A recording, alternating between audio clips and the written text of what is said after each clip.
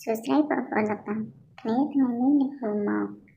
ដោះស្រាយលំហាត់ថ្នាក់ទី11មួយឲ្យបងប្អូនទាំងអស់គ្នាចាអញ្ចឹងទី1គឺឲ្យយើងរកចំនួនពិត a និង b ដើម្បីឲ្យ limit x ចុច1នៃ x ក្រេបូកអា a លើ x 11ស្មើ5អញ្ចឹងដើម្បីឲ្យ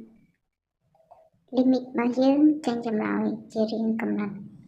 ជាចំនួនមួយដែលអាចកំណត់បាននេះលុះត្រាតែ limit របស់យើងជា limit រៀង0លើ0ដោយសារតែបើ limit របស់យើងមិនមែនជារៀង limit 0លើ0ទេនោះធ្វើឲ្យប្រភេទនេះគ្មានន័យអញ្ចឹងបើសិនជា limit រៀងមិនកំណត់0លើ0យើងត្រូវអំបែកភាគយកឲ្យមានកត្តារួមគឺ x ដក1ដើម្បីសម្រួលចោលនោះយើងនឹងអាចរកតម្លៃ AB ដែលធ្វើឲ្យចំនួននោះជាចំនួន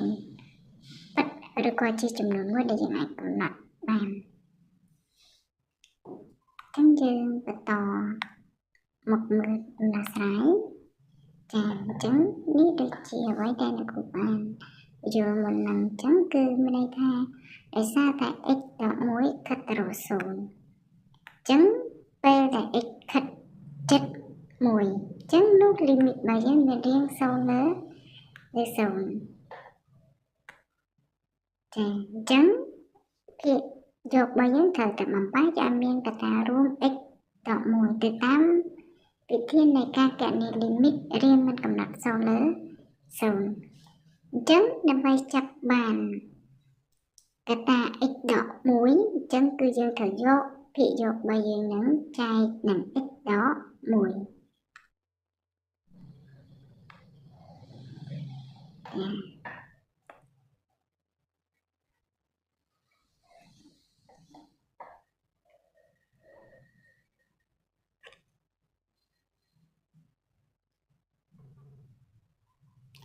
ចឹងបន្ទាប់ពីបានប៉ុណ្ណឹងហើយគឺយើងត្រូវសម្រួល x ដក1នឹងចោលចឹងអ្វីដែលនៅសល់គឺ x បូក a